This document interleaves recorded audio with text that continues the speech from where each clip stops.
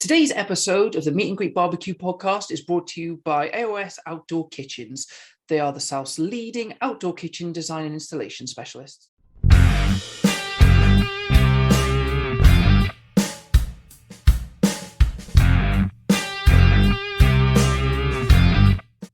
Hello and welcome to another episode of the Meet and Greet Barbecue podcast. Today we're speaking to Charles from Socal BBQ, who's also one of the great minds behind the Sizzlefest. So there's some fantastic things for us to talk about and learn more about what it's like running a barbecue business. So without much further ado, here's Charles.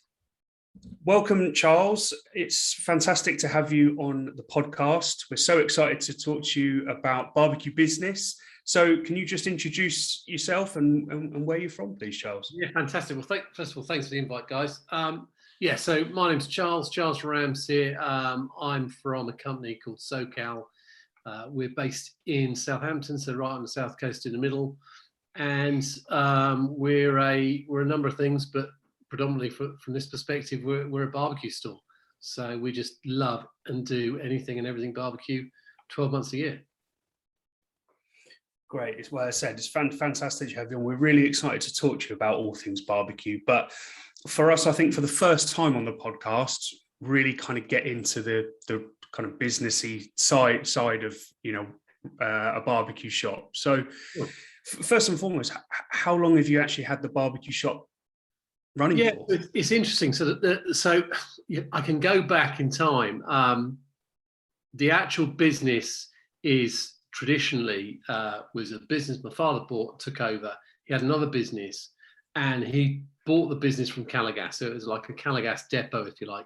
So the main core of the business from 1989 was a gas distribution company. And I left school, I had a part-time job for W.H. Smith's, and then wanted to do a bit more, went to work for Lloyds Bank for a bit. And he said to me, look, we've got an opportunity here to do more with this.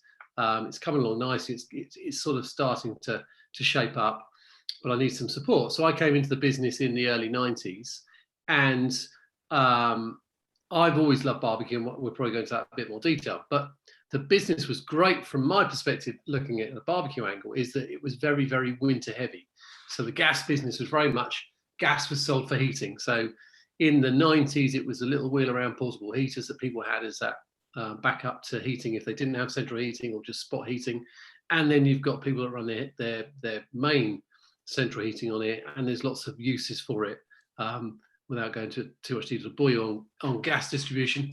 But the key here was, we made all our money between October, when the weather changed and people start looking at putting the heating on, November time, through till March and Easter time, when it started warming up and there was less business. So from Easter through till October, that was the time where we had less business. And in fact, a lot of the staff, originally they had extra staff. We had a key set of staff, but you had extra staff that you would bring in that worked through the winter. You didn't then keep on all year round. So my motivation was trying to find something that we could keep that business going and just flatten out the curve. And so just fitted straight away into leisure, and barbecue was the obvious.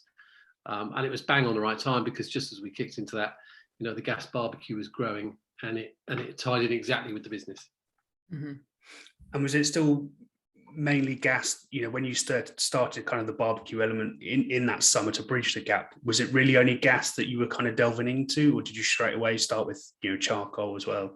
Yeah, I think I was having this thought the other day, and the only barbecues available to buy were funny enough, a lot of British-made barbecues. There's a brand called Kirklees that were up in Yorkshire. There's a couple of other brands, but they were really pressed steel, bolt-together things, or the hibachi-style charcoal. There wasn't anything of any decent quality that was charcoal. Weber existed, but not really in the UK as yet. A few people imported them, but they weren't distributing in the UK.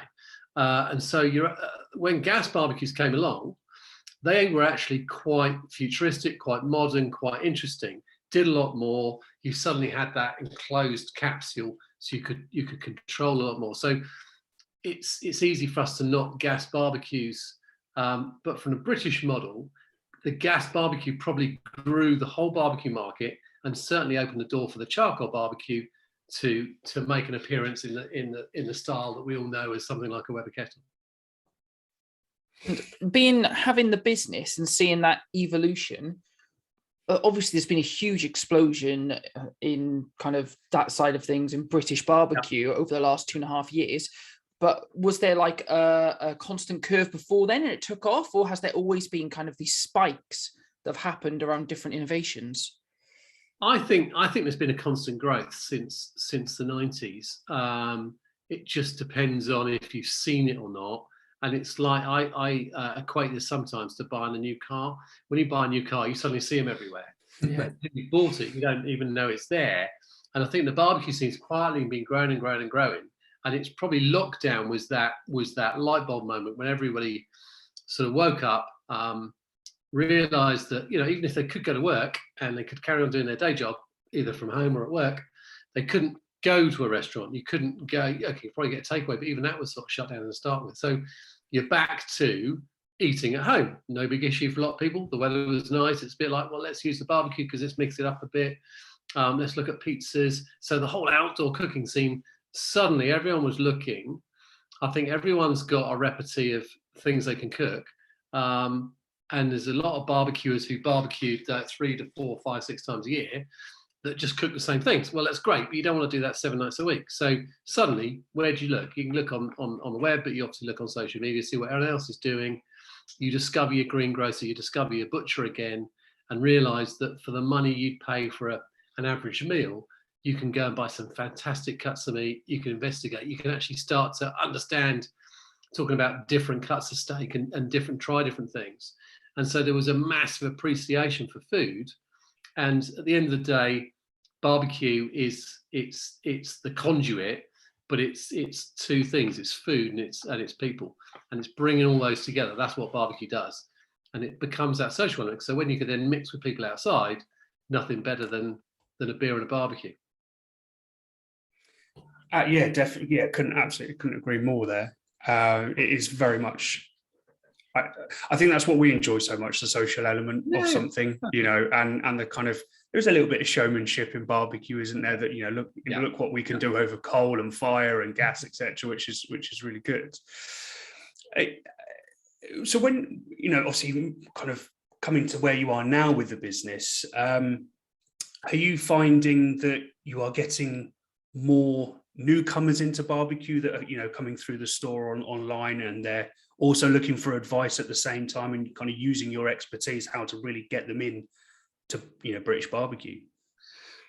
Yeah, very much. I think social media has been great, and I think the growth in the business in lockdown was fueled by social media, by the fact that we were very lucky to have Will's Grill Shack living. So Will from Will's Grill Shack living on the doorstep. He literally worked across the road from me, and so he was in almost every lunchtime. And I used him as a little bit of a test bed for lots of things. He was actually really keen to give some advice with things that he'd seen, and I shared things that I'd seen. And we sort of came up with a little plan he helped me out with the social media launch in the first place to really push Instagram. We'd done Facebook before, but he really pushed us into Instagram. And then introduced us to the guys at the Sizzle show. And then we just became a group really who just all worked together and bounced off each other. I was the one providing the business, as in the sort of the product, if you like. A lot of them were given their expertise from different areas. James from the Sizzle show is a great guy, and he's got some great business background. So he had lots of ideas about how we could do things and grow things for ourselves, but also, you know, how they could do things.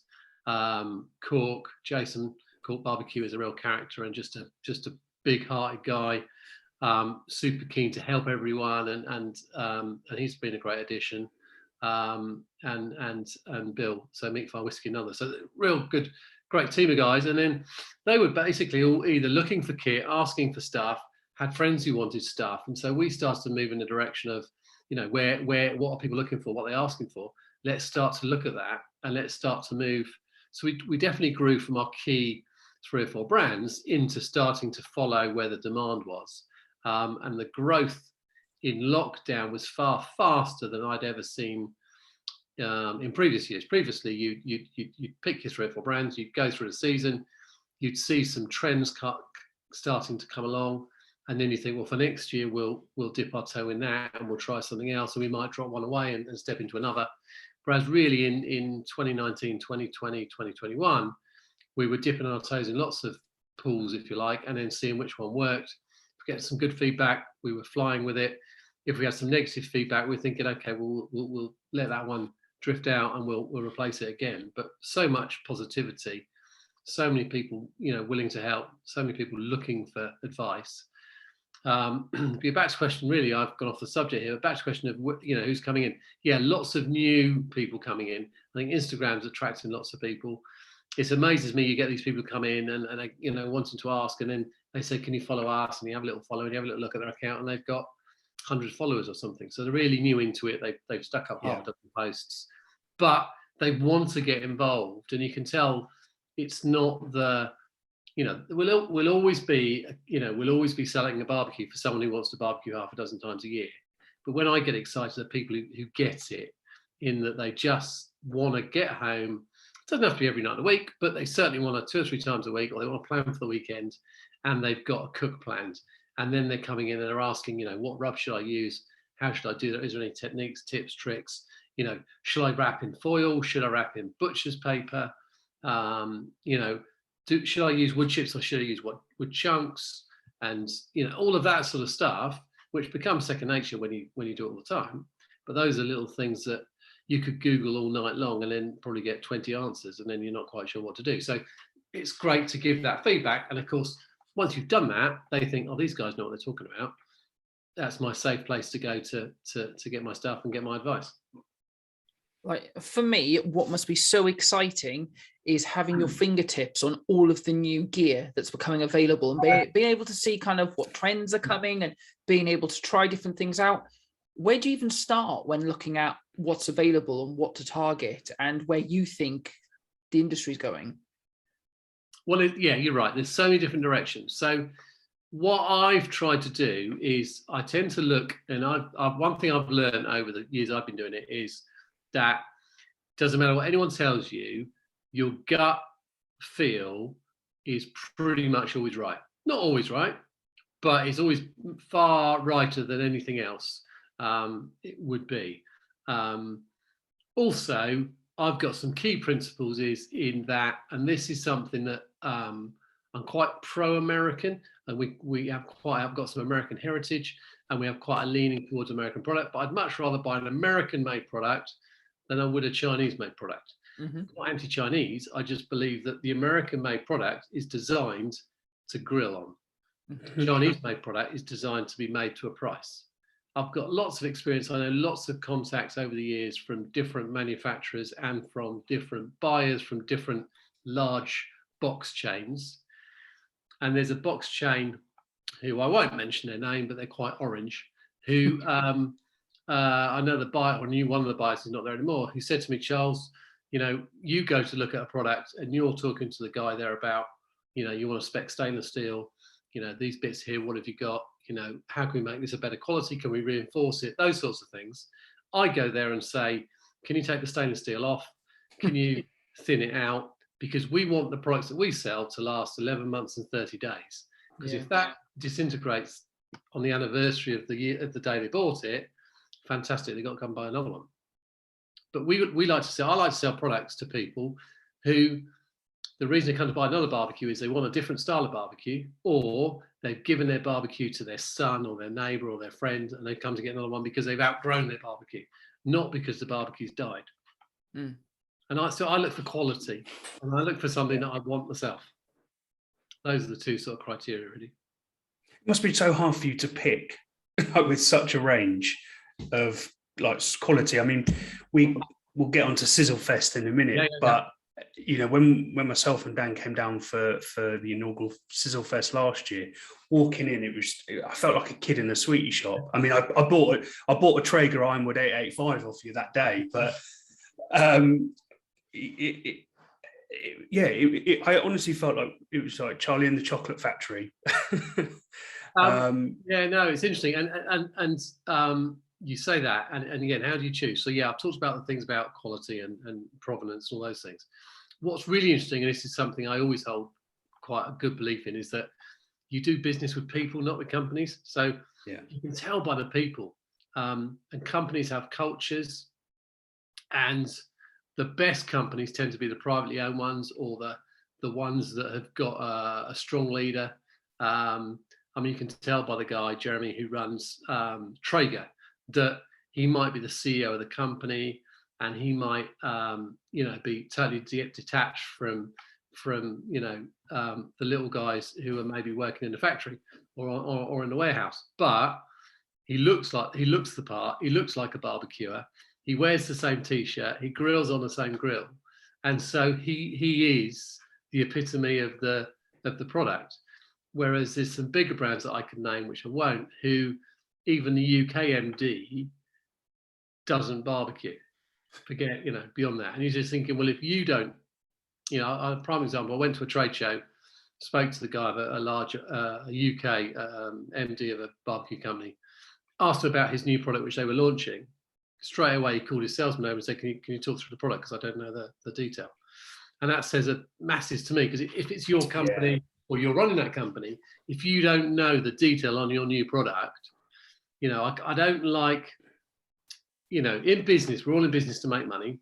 And at the end of the day, the bottom line is where the buck stops, sort of thing. But if you don't invest in the product, if you don't believe in it, then I don't believe you can get the most out of it. And I like to deal with people that are genuine, that are honest, and actually have that enthusiasm for their product. So that's the other sort of thing that sometimes I've changed brands based on the person who worked for one company who's gone to another company, and I've gone with him rather than with the state of the brand. They know what they're talking about. You can trust their sense and feel, and that they've moved for a specific reason from that perspective, I suppose. And again, you also know that they're going to come to you first with anything that's new and exciting, which also helps, surely. Yeah, absolutely. And there's also nothing better than being involved in new projects with new products. I mean, I'm very, very fortunate to have, and a slight tangent, to know Tom Gosney very well, who's Gosney Pizza Ovens, the Rock Box and the Dome. Lucky to be involved with him and his wife Laura from the very beginning when they started out in sort of like 2012, and seen their journey. And then very fortunate they let me sell their product when they didn't sell to anyone else, because they, especially in lockdown where demand was so high, they sell direct. So their thing was, well, we're not going to have any retailers because we've only got 30,000 pieces. We can sell 30,000 pieces, so we'd be crazy to give the margin away. But Charles, you can have some. And to be involved with people like that, and then to see the dome come from a cardboard mock-up, and talking about what the design features are, and what accessories are going to come with it, and what it's going to do through to seeing them launch it, and then be really successful, and then actually eventually get hold of one, and now to be selling the product, is absolutely fantastic. And Tom's one of those good guys who, about 3 or 4 weeks ago, came in store on a Saturday morning, because he's been based in the States because they're opening in the States. He's back in the UK while he's waiting for his green card and everything to be approved. Came in on a Saturday morning because he'd been to a Costco across the road and said, "Oh, I'm just here, have a look. But do you mind if I just work with you for a couple of hours in store? Because it's really good just to see the product and to chat to customers and all that sort of stuff." And then proceed to spend basically half a day here, sold about 3 domes, chatting to everyone, and just hanging out with everyone else. So yeah, those are the sorts of people you want to do business with. It's it's that kind of, again, going back to that kind of people social element of barbecue, even tying in that business side of things. Absolutely. So obviously, from where the business started, as you were saying, in 1989 to obviously now, is barbecue the biggest part of the business that you've got? It's probably it's about 50-50. The gas distribution is still quite a big chunk of the business, and that's the grind, if you like. But in some respects, also you could say that's the cash cow that allows the barbecue shop to live the level that we can live at, because that's covering the day-to-day overhead. And then the barbecue shop is then got the benefit of having that space to work within it. Having said that, without the barbecue business now, the gas business wouldn't work. So both halves of the business work with each other. But it gives us that balance, because when the barbecue side of things is slower through the winter, we've got the gas business, which keeps us going. Although I always say that, I think last Christmas was the first time, not the first, but by far our best ever Christmas barbecue wise.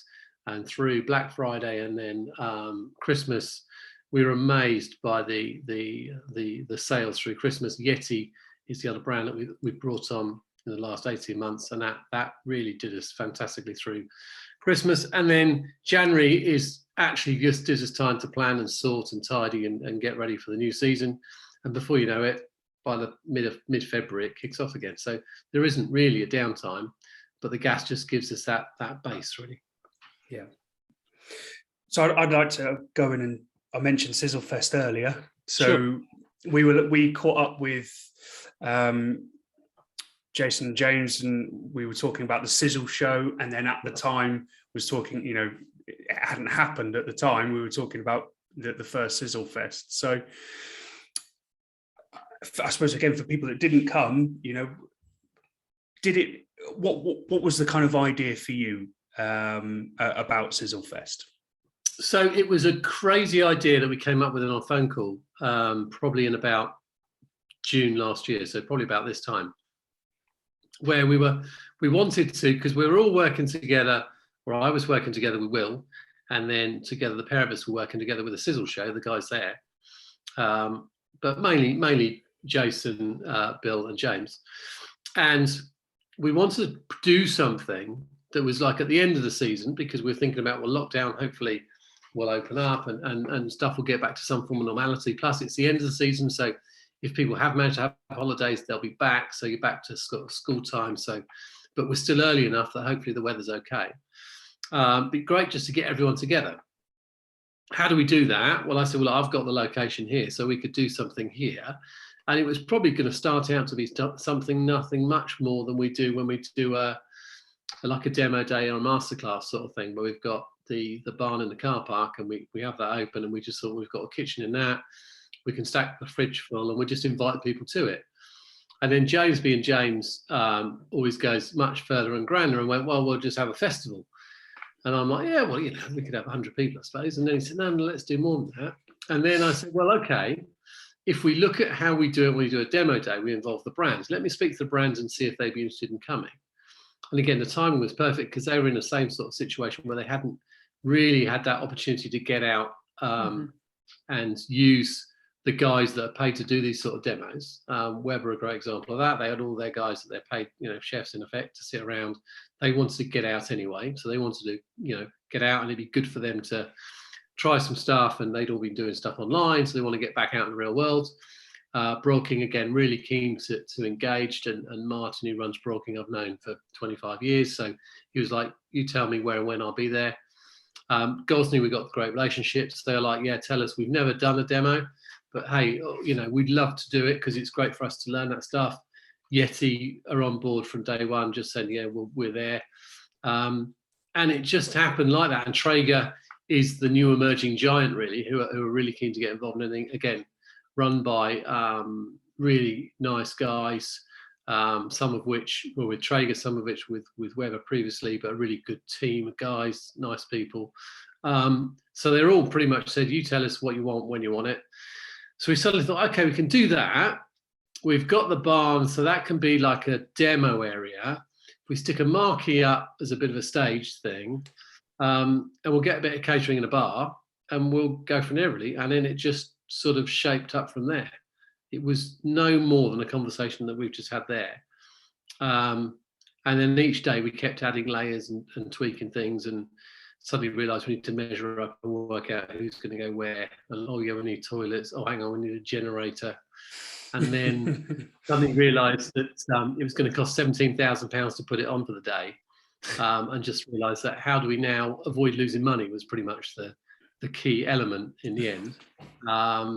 but yeah, it was just that opportunity for me for a number of things. One is to get to meet everyone actually face to face, because we never actually had even met, apart from Will and I. It was that opportunity to just get the community together, and I just went, well, in the end, I'm not really worried about the money, because I think it's a good investment for the business. It's a great marketing opportunity. If we can get, 300 like-minded individuals in one place at one time, having a good time, drinking beer, I'm sure everyone's going to get on. I'm sure everyone's going to have a great time. I think they're all going to appreciate what all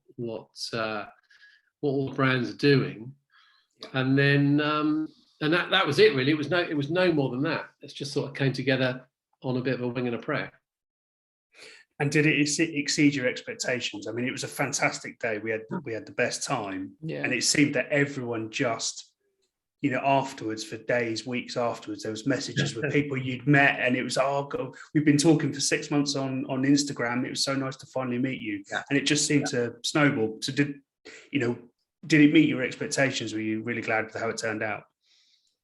Yeah, really, really much so, because I was slightly worried. It's that like the night before waking up or not sleeping too well, thinking, what have I done? How's it going to come together? Because even on the Friday night, bearing in mind we're operating a business as well, so we got all the gas business like wound back by about midday on Friday. Started put the marquee up Friday morning. Stuff was coming in, but a lot of the stuff didn't even go in until Saturday morning. So I was just laying in bed going, how the hell is this? People are going to be queuing at the door. We're just not going to be ready.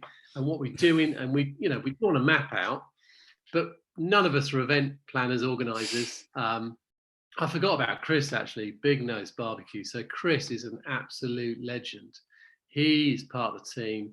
He, by trade, is a DJ. So he in London, a club in London. So Chris pulled together all of the sound, the lighting, the cameras, just all of that stuff with some contacts he's got.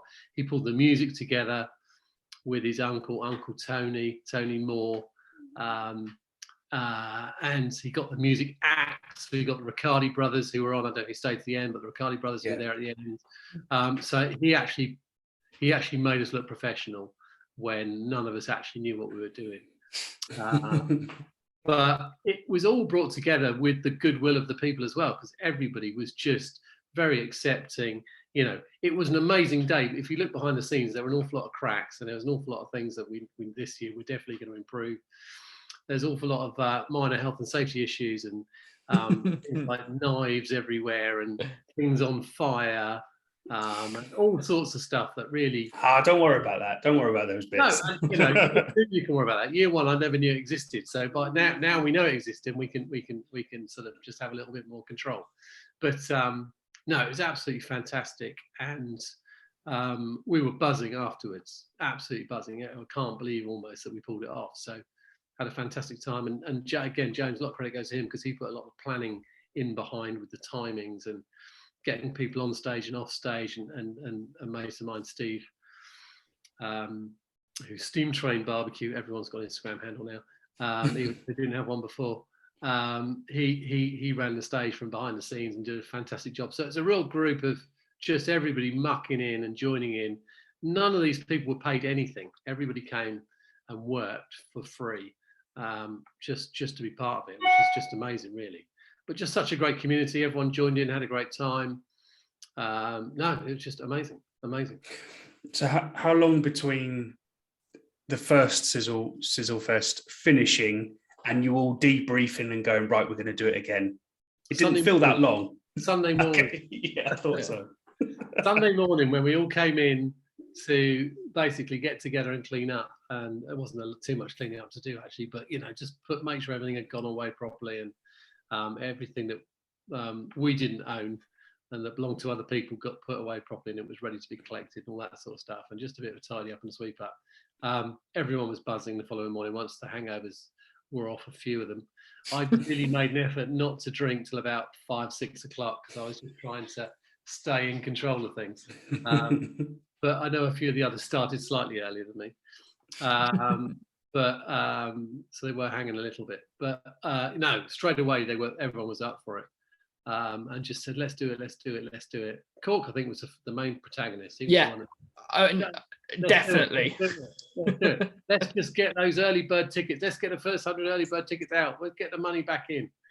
I mean, Cork is the biggest, kindest. He's like a big cuddly teddy bear, nicest guy in the world. And he was acutely aware that we'd run the whole thing, all worked our socks off, done everything. But obviously, I'd written the check for it, and we'd lost money. So he was like, straight away, we can sell some tickets now. He gets the money back in. And I was like, oh, we're fine. No, so do it. Let's get it going. So really, he was the instigator.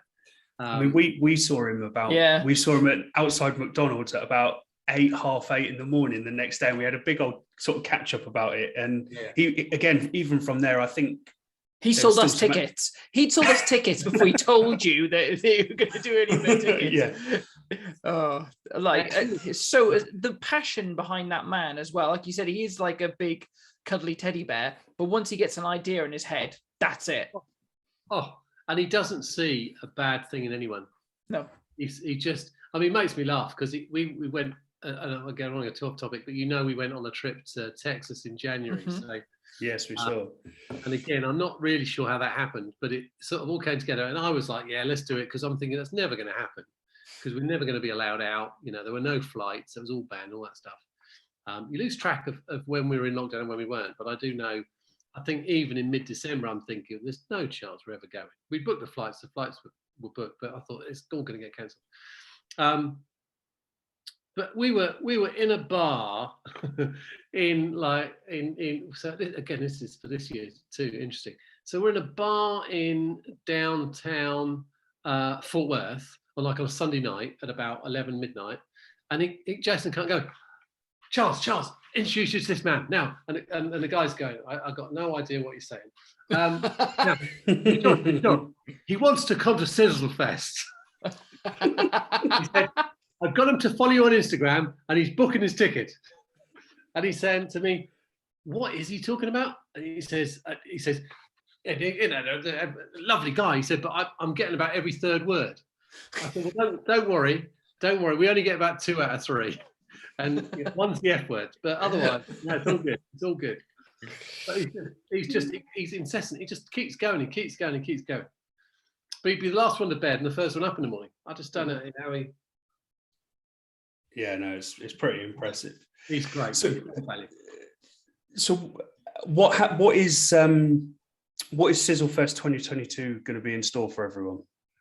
So we haven't quite finalised, but really the idea in my head is that how it was last year, which was basically the front half of the plot, if you like, was the brands, the marquee, the fire stage, and then we had some catering.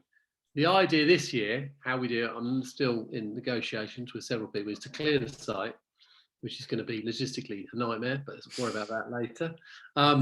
So where we had the marquee, that will now be in the back section up against the back fence, so we can give some distance and space. We'll have all the brands at the front again. The barn is the fire stage, and opposite that we're going to have a butcher stage. And so the idea then, so that we can run things slightly more smoothly, the butcher stage will run for half an hour and 40 minutes, then the fire stage will run for half an hour and 40 minutes, and then while one's on, you get a chance to clean down the other one, sort it out, set it out for the next one. So they'll run alternate to each other. And there's some great synergy between butchery and barbecue and Craft Meat Dorset, and Navarro is a great guy. He's taken ownership of that. He's come on board, and he's just launched a new store, a new butcher shop as well. So he's going to be fab. We've got some sponsors involved with that, so that'll be great. We've got all the brands. So all of that is pretty much as it was. The main stage then, which will be at the back, will be sort of side on, so you can then stand. And so in between the two, if you like, will be the food court. So you'll have 3 or 4 vendors, and hopefully a pop-up restaurant, and then 2 bars. And then we'll have the entertainment of the axe throwing, which will be just 2 bay axe throwing. And we're going to have a Traeger sponsoring a bucking bronco style thing. So everything we're going to do will have prizes involved. So if you do the bucking bronco, the person stays on the longest is going to win a Traeger prize. There'll be something on the axe throwing, which Bacoa, which is Hellraiser, and TMG, they're going to sponsor that. So there'll be some prizes with that. I think the key is that every brand that's there will be doing what we're calling an activation. So I don't know if you saw what Gosney did last year. They did on the hour, every hour, they did like a pizza pizza offer, if you like. And you Yeah. could sign up, and half a dozen people cooked pizzas, and then it got judged, and then you had a final and won a prize. So I want all the brands to do something equivalent to that. Burger King did a chicken wing challenge. There'll be like a smash burger challenge, with all different things, just so it's a bit more interactive. So if you want to watch stuff going on, you can watch stuff going on. If you want to get involved, you can get involved. Weber are going to do their sort of their discovery cooking school, if you like, so you can get involved in that. So Traeger, we were super lucky when we were over in Texas to meet a couple of guys who were big Traeger ambassadors. Ben from Expedition Barbecue and Don from Good News Barbecue. They flew down. Don's from Oregon and Ben's from Alaska, so they met us down in Texas. They come down to Texas to learn the trade, to then take it back home again. So it's very interesting when you go to places like Goldie's and Franklin's and Snow's. They've got almost like guest helpers in there who come down and they join in exchange for a meal, basically, and they'll just cook and listen and learn and get the tips and tricks and then take it home with them. But those two guys both run commercial businesses, which they cook on commercial Traegers. So they're both coming over for Sizzlefest for some strange reason, bless them. They obviously signed up with Cork at 2 a.m. in a bar somewhere. It's gone international now. Sizzlefest has gone international. Yeah, and bless them, both of them had to go and get a passport because neither of them have ever had a passport. So they had to go and get a passport to be able to come to Sizzlefest. So not only they come, they've never been outside the country before. That's commitment. They're going to be cooking with Traeger. And then on the stage itself, we'll have all sorts of entertainment. I think we're more aware that we want to put some music on earlier in the day. So we'll have more music on from that side. There's a couple of things. Yeti might be sponsoring an acoustic stage. We might have a third stage with a bit of acoustic music. So we've got all different things in the pot. None of those are totally hard and fast. And then we'll have a big screen behind the barn. So if you're stood in the middle, basically with a pint, you can look to the main stage, and we could turn the other way and look to the screen and see what's going on the fire stage or the butcher stage.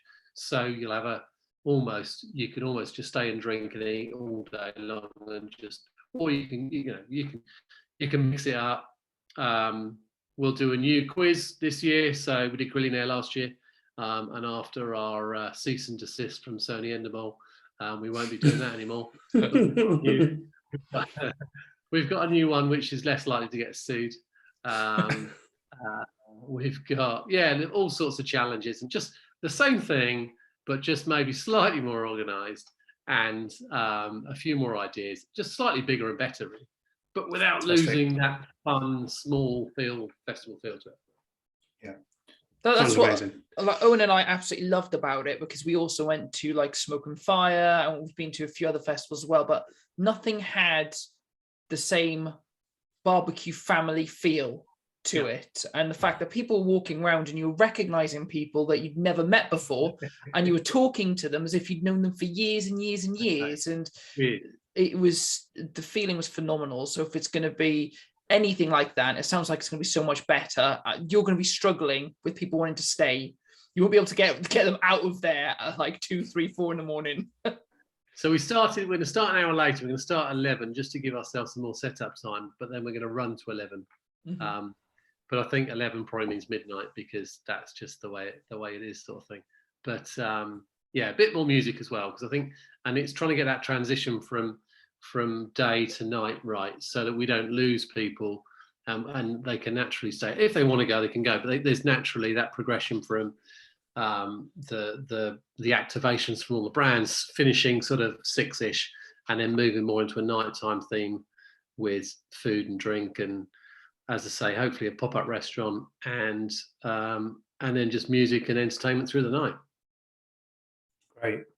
And you mentioned earlier that there's going to be some, you've got the barn in the middle where there's going to be some, demos, but that's actually something that you do quite regularly, isn't it?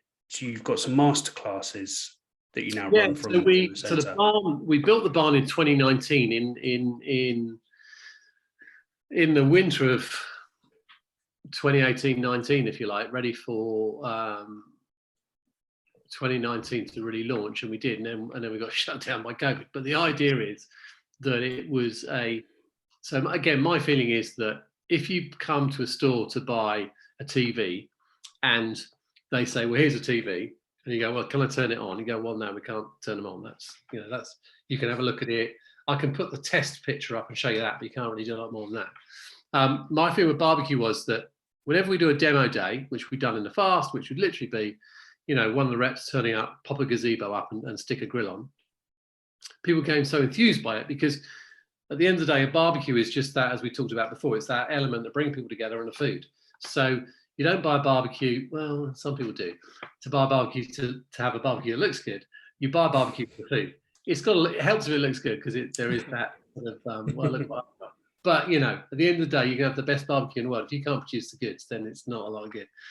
So it's always struck me that it's not that difficult to do a demo. There's loads of people that are either the manufacturers themselves, or we've got lots of customers who are just super keen. We've got people that will rock up on a Saturday and stay for the day, really. And I was like, would you fancy doing it and come and do a demo? I think the early people who became super enthusiastic about barbecue were the sort of the ceramic Kamado style owners, the big green egg owners. I think that, again, about 10 years ago was a bit of a sea change in what barbecues can do, especially with charcoal, making that resurgence. So that was perfect. So we realized we do demos, you sell grills, because people who come to the store want to buy barbecue. When you taste the food and you see it in action, then it's not about what am I going to buy, if I'm going to buy it, where am I going to buy it. It's right, okay, which one am I going to buy? And then you get advice from people who are not salespeople, but someone who's just cooking the food. But I never, ever tried to do a hard sell. I'd always say to someone, do you know what, that's not the right thing. Or I think my favorite thing to say to people, which is probably the most stupid thing, is when they come in to buy a grill, they say, what do you need with it? And I say, do you know what, buy the cover, maybe buy a griddle plate, and then go and have a play with it. Go and have a play, enjoy it, and then come back and go, oh, I'm gonna have a pizza stone. Oh, I'm gonna put a pilot pan. Oh, I'm gonna do something else with it. Don't buy it all at once, because what will happen is you'll have a garage full of stuff. You'll never get around to using it. You need to use one thing at a time, and then build up your confidence, and then add to it. And then they just come back every week, and you'll be coming in to buy pellets or charcoal or whatever it is, pick up some rubs and sauces, add an accessory on.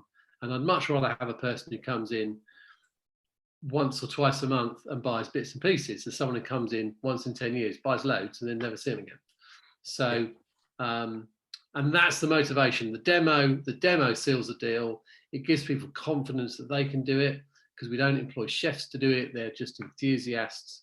And then once a month, so 3 months a month demo, once a month we do the masterclass. So the masterclass, and again from Sizzlefest, we've got access to a really good group of people who are that next level, be it they have got some classical training, or they're just a super enthusiast. So I think the first one we did in October with Greg Emerson, who was on MasterChef and actually is a chef, although he works in IT as his day job. So he's not a paid chef. He just does the chef part is what he does for fun, although he is classically trained.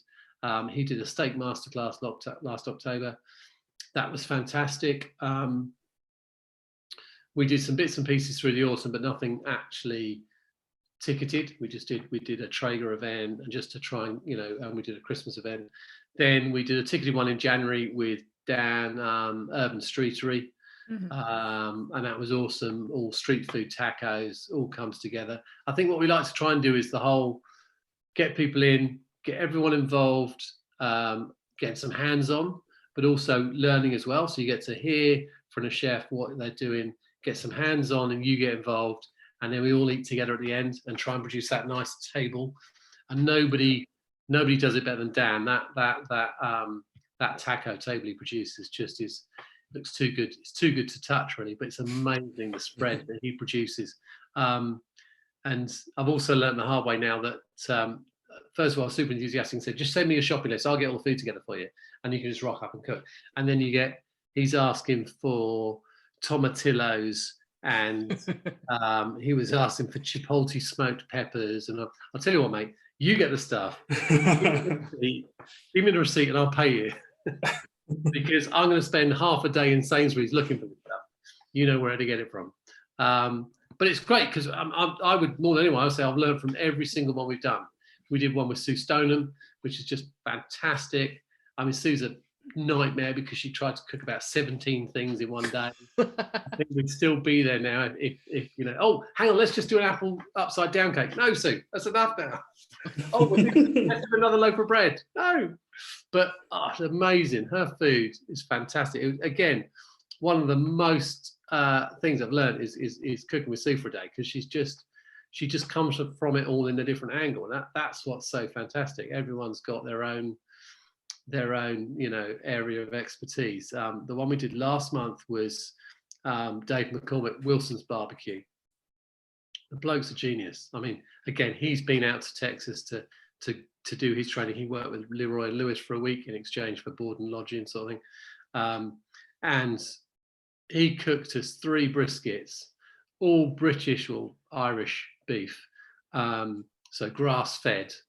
And I've got to tell you, they were almost as good as I would say as a Franklin brisket. I can't see there's a lot of difference. And he's done that with grass fed, not corn fed. These were it costs about £70 for these 6.5 pound briskets. And the best thing he did all day, actually, although the briskets were great, was the sausages. Because the thing about the brisket trim is you really want to brisket. It makes such a difference to trim. But when you've paid so much money for a big piece of meat, you really hate cutting bits off of it. And he was carving it all off and cutting the fat back and trimming it and going round and then trim a bit more and trim a bit more. But all the trimmings were going into a bucket, but then all the bucket got made into sausages. So then you're going, well, I don't mind that because we're going to have those. And the sausages were fantastic. They were fantastic. And literally, he made the mix, put it through the mincer. Then he made everyone make the sausages to show how easy it is to make the sausages. It wasn't like the generation game where they sort of pedal down and they're going like this. We had the hand crank, and you can literally take it as slowly as you want to, and even go slightly backwards if you want to take the pressure off. Yeah, fantastic. And they came out amazing. So it just gives you confidence. Something I've never tried it was even on my Father's Day list with a little sausage making machine, because I'm going to give that a go. So yeah, really, really good. And you know, and I've sort of been everywhere almost and seen everything, and I get excited by all of these. So that's why I'm getting more and more of them to bring these things to people so they get the opportunity. We've had Marcus down. Marcus was fantastic. Another super humble guy, so kind, so generous with his time. Too generous and too kind, I would say, and I have to pull him up on it and say, no, you're not going to do it for nothing. You're going to, you are going to get paid, because this is the business, and I need to overpay you. So when next year, when I say, can you come and do one, you'll go, oh yeah, I'll do that, rather than thinking, I've done a favour for him now, I'm not going to do another one. But Marcus is superb, amazing.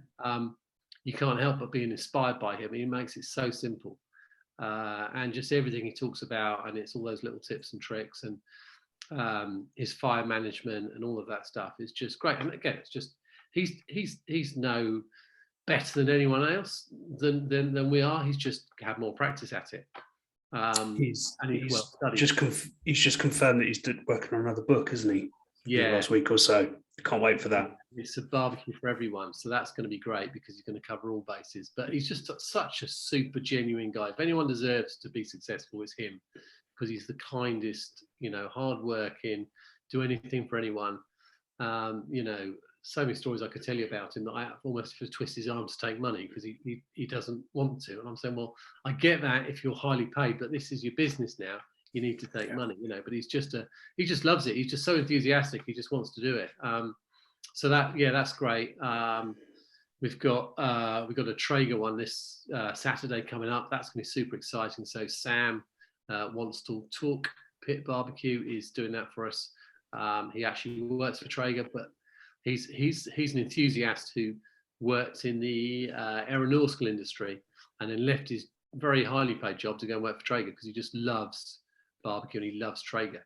So yes, again, super enthusiastic guy. Really excited for that one. And yeah, it just goes on, and then we'll add more, and we'll bring some back, and we'll add some fresh names in. I'm hoping we're going to get Dave from Spice Punch who's going to come and do one. I mean, so many talented people with slightly different stories, slightly different outlooks, slightly different styles, and I just get them down because I want to learn, and then just think, well, if I can sell a few tickets, it pays for the event. So, yeah. If you've been looking or thinking about an outdoor kitchen, then look no further than AOS Outdoor Kitchens. They are the South's leading outdoor kitchen design and installation specialists. Their extensive showroom is based just outside Bournemouth on the Dorset-Hampshire border, and as well as numerous in-store displays, also features a live outdoor kitchen where they cook every week on Kamado grills, pizza ovens, and all filmed and shown on YouTube. They offer a wealth of knowledge on how to transform your patio into the most incredible outdoor dining area with styles and options to suit every budget, and you can guarantee they will be able to create something perfectly suited to you and your home. They stock and supply everything that you're going to need for outdoor cooking, including barbecues, Kamado ovens, pizza ovens, outdoor fridges, and every accessory that you would need to become the ultimate outdoor chef. So if you want to make yourself the envy of your friends and neighbours, get in touch with them today to arrange a consultation and take the first step in transforming your back garden into the most incredible entertainment space. Visit aoskitchens.co.uk. So we've obviously talked a lot about the business and Sizzlefest, but interested to know your own personal journey, in barbecue. So obviously there's got to be a correlation between your personal, Sure. love of barbecue to how what you do in the business. So what's been your journey?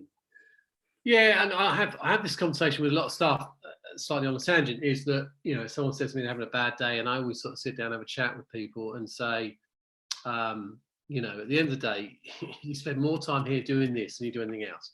If you're not enjoying what you're doing, go and do something you enjoy, because, we could all earn more money doing something else, but you just need to be happy in what you're doing. And most of the time everyone is, but I think for me, it wasn't a conscious decision to always try and work in barbecue, but I'd always been involved in barbecue. So I'm super lucky and lots of things came together. So on my mother's side, my grandfather was American. He joined the Navy in the war and then came over and was based in Southampton for the Second World War for the D-Day landings, and he was on Omaha Beach. I think it's something horrible. 230 went from his lot, his regiment or whatever you would call it, and something like 2 came back. So it's pretty awful, and something he never talked about. I found out lots more about it afterwards. But he joined the Navy because he was born in Utah. He'd never seen the sea. So he went, well, I'll join the Navy because I want to see the sea. And I was, on my dad's side, sort of similar story with again, my grandfather on that side being in the war, being British, but there's a mentality of people coming out of the war, and they just, nothing really, they weren't scared of too much, and they just got on and did stuff. And I was lucky being born or growing up in the early 70s. I was the oldest grandchild on both sides. So my parents were quite young when they had me. So they were in their 20s when I was born, early 20s. So my grandparents were only in their mid 40s. So I was always the one that they were still flat out working. Both my parents worked Saturdays. Mum was a hairdresser, and Dad, as I said, had a store, a little hardware store, really. So they sort of did their thing. So I would always get palmed off the grandparents. I was the oldest grandchild, and because they were the oldest kids as well in their family. So I got to spend loads of time with my grandparents, and my American grandfather especially was great value because he came here with no preconceptions, no fears of anything. I'm sure he did, but he was just a character. He wore a Stetson every day of his life. He wanted to get into cattle rearing and ranching, in effect, is what we call it, but realistically he didn't have the money for that. So he started with a bit of a market garden with his father-in-law, and they grew a bit of a market gardening business, sold that, and he bought a fish and chip shop, and then realized that there was money to be made in that. And then what he did was he looked for immigrant families to run fish and chip shops, and then he had a group of 7 fish and chip shops. And then what the fish and chip shop did gave him the income or the revenue to then buy a farm. But he didn't want to be arable. He wanted to do cattle. So he bought and sold cattle, had quite a large farm in Hampshire, and then so my mother's brothers, he then said, well, let's do complete the circle.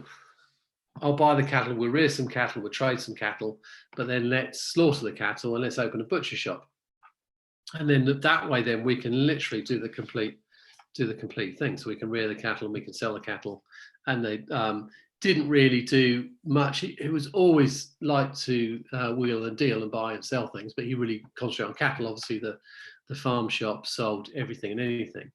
But what that would mean is that if I was with him on pretty much either after school or at a weekend, we would always be going to, basically, he would always take me. He'd always have a glove box full of sweets, and we'd go off and I was there really to open the gates and shut the gates, and we'd go off and count some cattle in a field somewhere and make sure they're all there. Then we come back, and then barbecues again in the 70s didn't really consist of much. So he'd take an oil drum, cut it in half, then we'd go down to the butcher shop, see whatever was sort of left over or fresh or whatever we fancied, and then we go and burn some meat. So we always, probably every time my mother would come and pick me up, she'd finish work, and we'd always be outside the back door with the barbecue going, drinking beer and burning meat. And it's only until later life you look back at things, but one of my favourite trips with him is we used to go to the cattle market in Salisbury when he'd be buying and selling cattle. And he'd always say to me, well, before we go into the cattle market, we've got to go into the cattleman's bar, because that's where we do the networking, we meet everyone. And I was thinking, okay, what it involved was really having a drink. And so he'd go, look, you're not old enough to have a drink, because I'd only be, 14 or something. You can only have a half. So I'd always get a half and he'd get a pint. So yeah, great times. We had great fun. So that was always fun. He had lots of brothers and sisters. So we had lots of American family, friends, always backwards and forwards. So barbecue was always a big part of life. If the family got together on a Sunday, he'd always be cooking something with the barbecue that he'd made himself. And then, and from a young age, we were always doing all sorts, so liver and kidneys and other stuff. So he'd always get me trying stuff on the barbecue. So we were never really just doing sausages. I don't think we did a few burgers and sausages, but it was mainly cuts of meat, different pieces of steak, different stuff that was left over or cut off, or and we'd try stuff. So that was exciting, and that wasn't exciting. That was just life, really. That's what we did. And then there was that sort of launch of the gas barbecue, which when I was then in a working life, sort of clicked, because I knew some of the story behind the people. There were a couple of brands. Thermos was probably the original gas barbecue, and there's a Canadian brand called Arkla, which Broil King now own today. That eventually what sort of Broil King turned into. And with those coming out, because I knew a bit about barbecue, I was really keen to get hold of one of those and to cook on those, and to see, at that time it was quite exciting to see what gas could do to give you that control that you never had with barbecue, because we're only ever cooking on open fire, really. And it was that control of temperature and cooking with lid closed and all that sort of stuff, which Weber had really created with the Weber kettle. But it's almost, in this country, it almost worked in reverse, and we got the gas barbecue first. So yeah, I always had a fascination with barbecue, always cooking meat, even if I didn't know it, we were doing it, So that was just my upbringing, really. So yeah, just very fortunate. Not until you get older you look back. Very fortunate to be brought up in that way, and to know them at such a young age for them. So I had the benefit of the best of them, really. And then you've expanded your knowledge by getting some of the best barbecuers in the UK to come to where you are and give you tips and hints every month. Absolutely. It's just like, if I wasn't doing it, I'd be doing it. There's a Luke Combs song called that.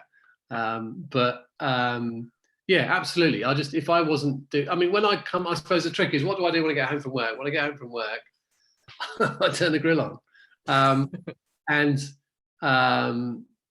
I've got a number of barbecues, because I know that's everyone says, well, what do you cook on? And I like, well, all of them. So, my first barbecue that I had would have been a gas barbecue, because, going back all that time, we always had a gas barbecue, always cooked on a gas barbecue.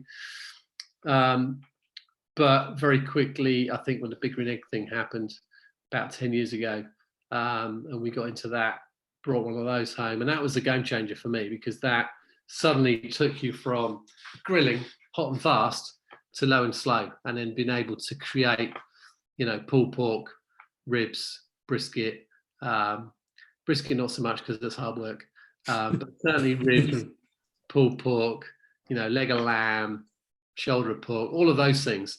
That's the great thing. And once you've done that once, you go, wow, how easy was that? Then you're hooked.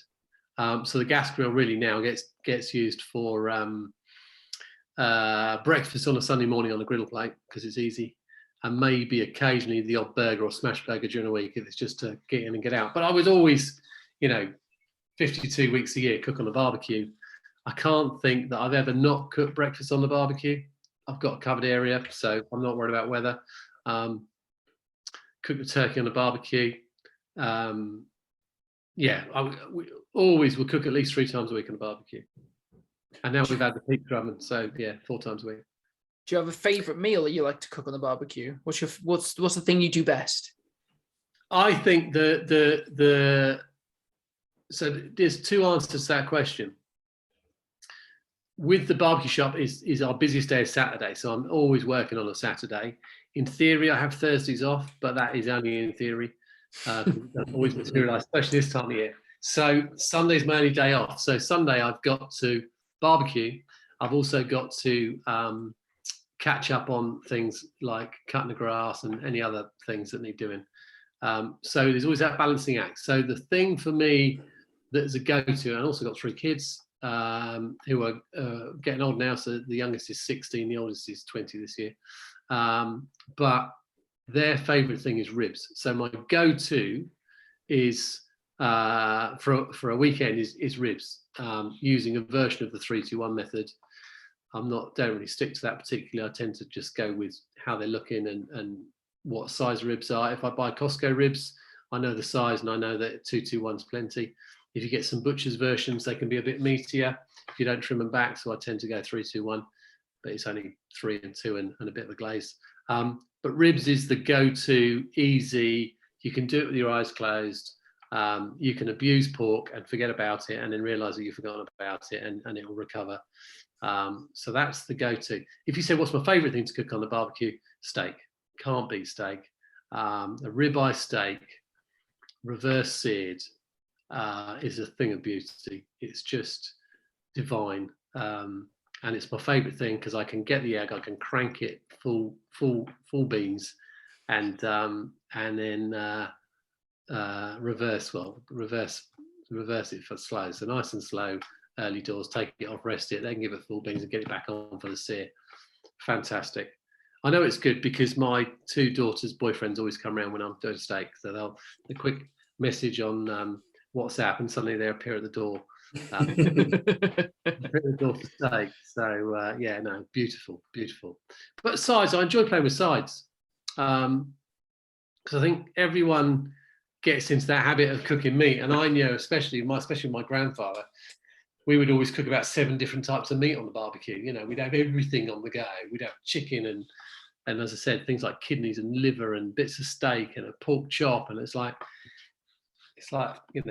we're not going to have anything with that. It'd be like, nah, it'd be fine. Just give me some bread. That'd be good. But one thing I've really enjoyed learning with, especially some masterclasses, is the different types of sides to do. Wife knocks up a fantastic homemade coleslaw, which is always a great side. Got into doing the pickled red onions. So red onion slices pickled, that's great. And gherkins, that type of stuff. That's one thing we picked up on in Texas. That they always do that, and those are just cutting through that fat really nicely. That works really well. Wilson's the other day we did his corn side, which is pretty much corn, mayo, and Mexican chili sauce, and then you just mix it to the level of heat that you want. That's fantastic and so easy.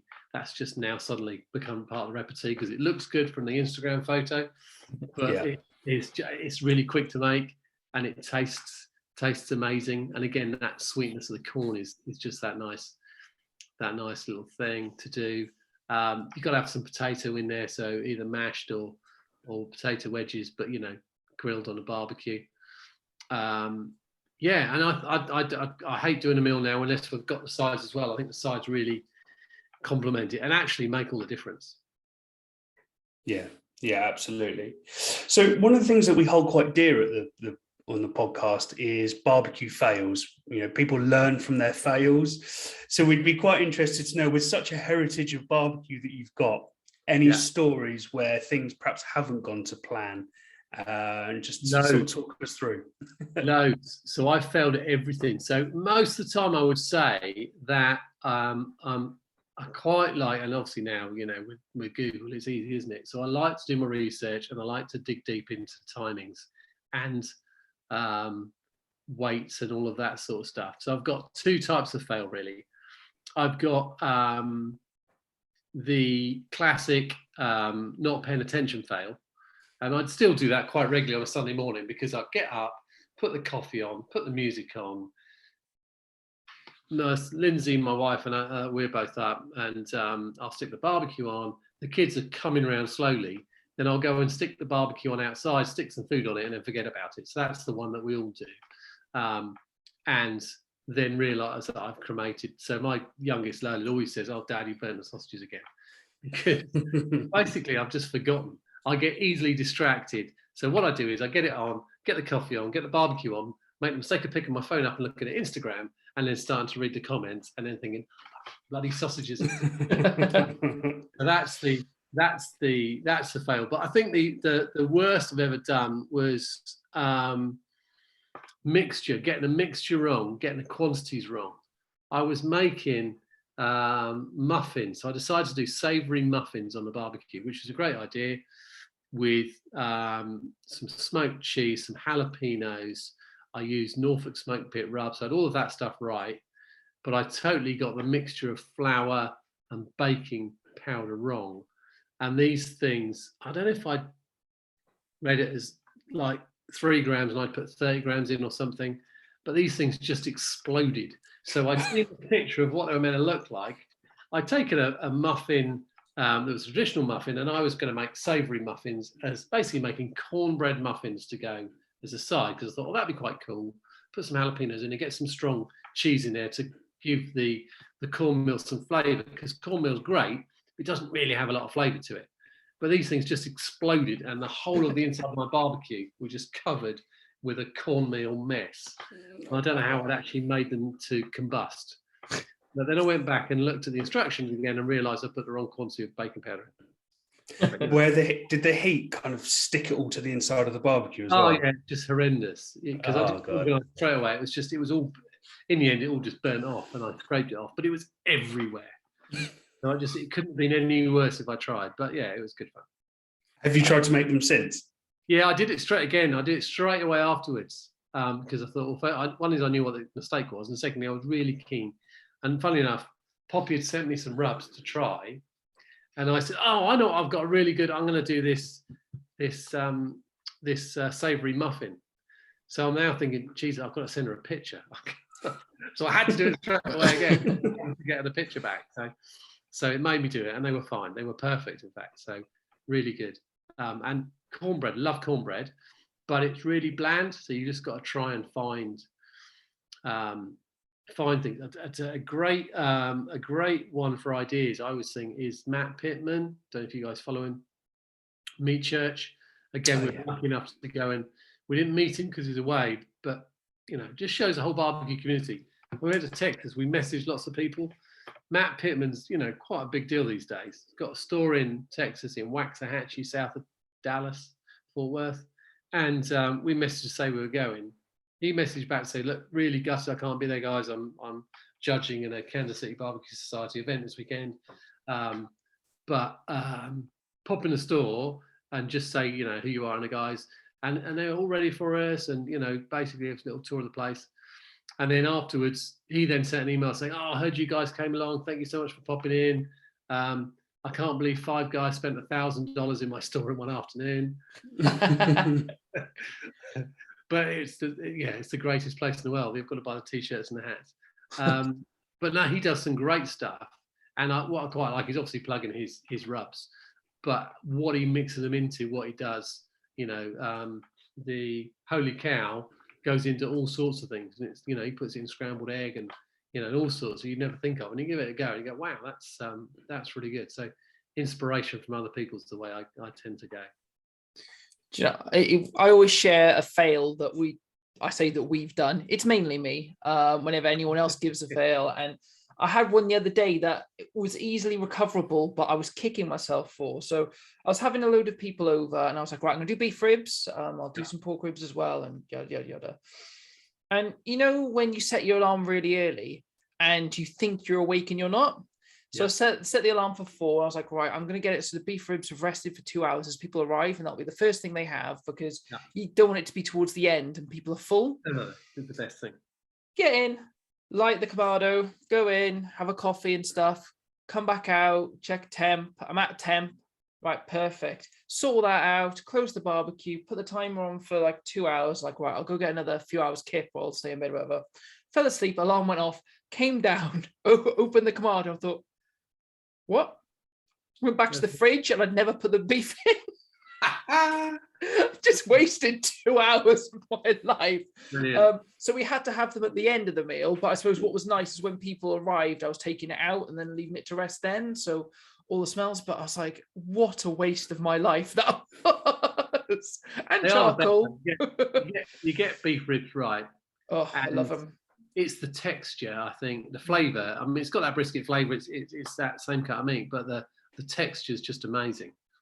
It's also exciting. It's on the bone. It looks really exciting and impressive when you take it off as well. I love beef ribs, but they're so much better when you put them on the barbecue. But you know what? Sometimes it could be 4 hours. Sometimes it could be 8 hours, and it's almost like you're looking and going, "You look the same. Why are you taking so much longer?" Yeah. Well, they're done when they're done. It's just the way it goes. Yeah. I have one actually quite recently. So I fired up the Broad King keg, and I can't actually remember what I was cooking. I think I actually had a small piece of brisket, but it was particularly fatty. Yeah. So the butcher had done me a bit of a deal, to compensate for that. Trimmed as much back as I could, but it was a solid bit in the middle. The fat had started dripping down onto the charcoal basket, and I opened it up, and where it lit the hot coals, it was like a fireball. Yeah. And I nearly burnt my face off, singed all my hairs, and I haven't done that before. But stupidly, then I sort of closed it, and rather than I went off after something else, went back, opened it, forgot about it, came up again. The worst thing about it was I jumped back, but I've got a camera that looks over my barbecue. So I've actually now got it on camera, me kind of jumping back from this fireball. Fantastic. It's the old burping. But yeah. I've done that. I think I did that for my wife's birthday a couple of years ago. Got the steaks on. And I tend to do this thing where they go 2 minutes, 2 minutes, 10 o'clock, 2 o'clock, 2 minutes, 2 minutes, take them off. So the decent thickness of steak, and that's a perfect cook. I'd really, really, really gunned it on the air, and obviously the charcoal, everything must just been perfect. And I'd done that thing where I said to the brother-in-law, right, you take the picture, I'm going to open the lid, do a little reel, and while I turn that steak, because it's had to sear twice, so when I turn it, it's got the perfect crosses on it. I open the lid, I put my arm in. As I put my arm in, the flames came round my arm, up the other side, and I took my arm out, took it out. And then he's got, oh my God, you're gonna get yourself, and I'm like, oh, it's fine, I just lost a bit of, and actually, and when I watched the video, it's horrific. But it was just like a flash. It was just gone, and actually my arm was absolutely fine. I literally ran it under the sink, and it was lost a bit of hair, but it was good to go. But when you watch the video back, it was like, oh my God, no, we're not putting that one on social media. But it's easily done, though, isn't it? That's the thing. Easily done, especially after a couple of beers. That's the problem. I'm at my worst when I've got a group of people with me and I'm drinking beer with them and trying to talk and cook. Sometimes you just need to get the work done before they get there. Yeah, absolutely. I think that's probably leads us quite nicely on to, we've been talking about some specific ingredients going into our barbecue bingo challenge. Oof, yeah. So what I'll do is, if I just share my screen, We call it barbecue bingo, but it is actually just a spinning wheel. Cool. So we've just got a list of random ingredients. Yeah. Firstly, hopefully none of those you are allergic to. No allergies I'm aware of. Okay, fantastic. There's my signature dish. Now, earlier Dan asked you what you're kind of famous for, and you said ribs. So if that lands on my signature dish, would that be the go-to? Yeah, definitely. Nice. Is there anything in there that you don't like the look of, or is there anything there you really want to have a go at? No, I'm easy. Just let's go with it and let's see. Sounds good. Right, let's give it a spin. So it's this awkward moment of silence when we're looking to pick, but that's different. Turkey mince. Yeah. Turkey mince. Yeah. So turkey mince is actually really good. And we quite often would use it on things like doing a bolognese and stuff, because turkey's that slightly healthier thing. Do love turkey on a barbecue at Christmas, but it's sometimes a thing we only have turkey at Christmas. Again, one of the things that we loved in Texas was the smoked turkey. When we were going around places like Snow's, Goldie's, Franklin's, certainly in the earlier part of the trip. By the end of the trip, we were just saying, just go have the bare minimum, please. At the beginning of the trip, we were super enthusiastic, going, yeah, we'll try everything. And by the end, we go, we don't want to try everything. And they go, no, but you've got to try it. But the smoked turkey was the one thing that stood out for me at Goldie's, actually. That was fantastic. So what I would try to do, turkey mince is something I like to cook with, as I was talking about, as a slightly healthier type bolognese, that type of thing. I'll certainly mix that in with some meatballs. So what I would look to do would be some smoked turkey meatballs. So I think we go with the turkey mince. I'm hoping that's got enough fat in it. We would give it a good seasoning, salt and pepper. I'm just trying to think what we might also add to that to give it a bit more flavor, a bit more life. Might add a little bit of chili. I just like a little bit of chili, so we might get a little bit of chili to liven it up. And I think I would do. I could either do smash burgers with that, but that's a bit boring, really. I think I would do a version of a smoke. Get some smoke into that turkey mince. Do some smoked meatballs, and then almost do that have that as smoked meatballs done on the barbecue, but then with some pasta and a tomato sauce, and just get a little bit of chili in that tomato and a little bit of chili in the mince, and go with something like that. Sounds good. I've never tried it before, but like moinks rather than using beef mince. Yeah, you do. Yeah, maybe try turkey mince. Bacon it makes everything good, doesn't it? So we've done moink balls. Tried the Oreo cookies wrapped in bacon. There's a little phase of all these different things getting wrapped in bacon.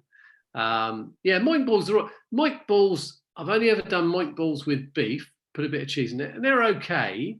But I think I was more excited by the bacon wrap and didn't think too much about the meatball. I think you need a bit more seasoning in a meatball, because otherwise it just tastes like mince. You need to add a bit more to it. But an interesting one to try. Marcus Borden, in one of his recipe books, I can't remember if it's his first or his second book. Yeah. It's essentially making like a moink, but with sausage meat, and inside is peach. Oh, okay. And then you cook that on the barbecue with, and I tell you what, really, really tasty. Fantastic. And just that that sweetness in the middle through. Yeah, fantastic. Absolutely.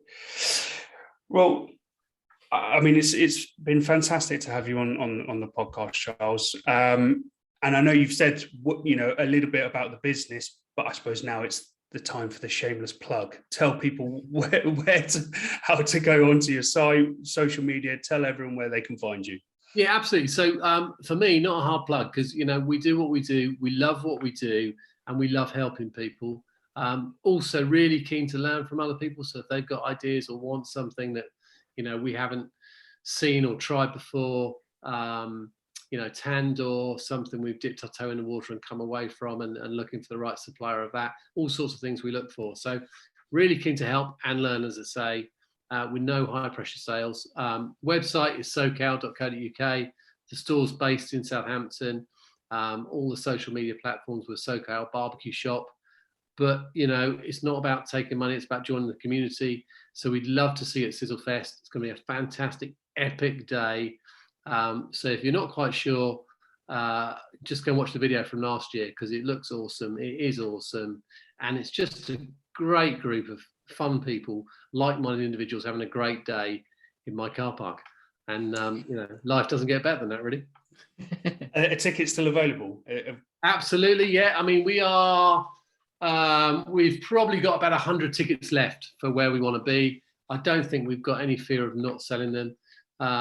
It's that point where there's lots and lots and lots of people who say, oh yeah, I'll get my ticket. We're going to get our ticket. If you want to get a ticket, because we have a TENS license, which means we can only have 500 people on site. So once we hit that number, bearing in mind, we'll have about 100 people who will be either working or part of the vendors. So that means there's only 400 tickets. So if you want a ticket, get a ticket, because on the day there will be some tickets, but it'll be one in, one out. So no one else in until someone comes out within reason. So don't miss out, because it's going to be fantastic. And these things may not happen every year. It doesn't mean it won't happen next year, but every year is different and things change. So just come and join in. We're going to have so much fun, and we'd love to see you there. Cannot wait. We cannot wait. Owen and I pretty much bought our if we could have bought our ticket off Corky when we saw him 8 a.m. the next day, we would have. And we even booked our hotel what feels like a year ago, right? It was like that long ago, and we loved it. It should be a pilgrimage for people who love barbecue. So we hope we see everyone there as well, and we look forward to seeing you there as well, Charles. Yeah, we really look forward to it, and really appreciate you guys giving us the time to come on and have a chat. No, thank you so much for speaking to us. Not at all. You're very welcome. That's it for another episode of the Meet and Greet Barbecue podcast. Thanks so much to Charles for coming on and talking more about barbecue business, what it's like in the industry, kind of the trends, and more importantly as well, so much excitement towards Sizzlefest 2022. As ever, we want to hear from you on the podcast, so please email us, message us through our social media. We want to understand what you'd like to talk about on the podcast. And we have a merchandise store, so you can get your own Meet and Greet Barbecue Podcast merchandise. Head to our website, which is meetgreetbarbecuepodcast.com. Click on the store, and you'll be able to see all the great merchandise you can buy. If you'd like to support the podcast, we do have a sort of GoFundMe. It's our Buy Me a Coffee, widget, which is on the left-hand side of our website. Anything that you donate towards the show but helps us invest back into the growing and getting more great content ready for you to listen to or watch via our YouTube channel. And until next time, keep on grilling.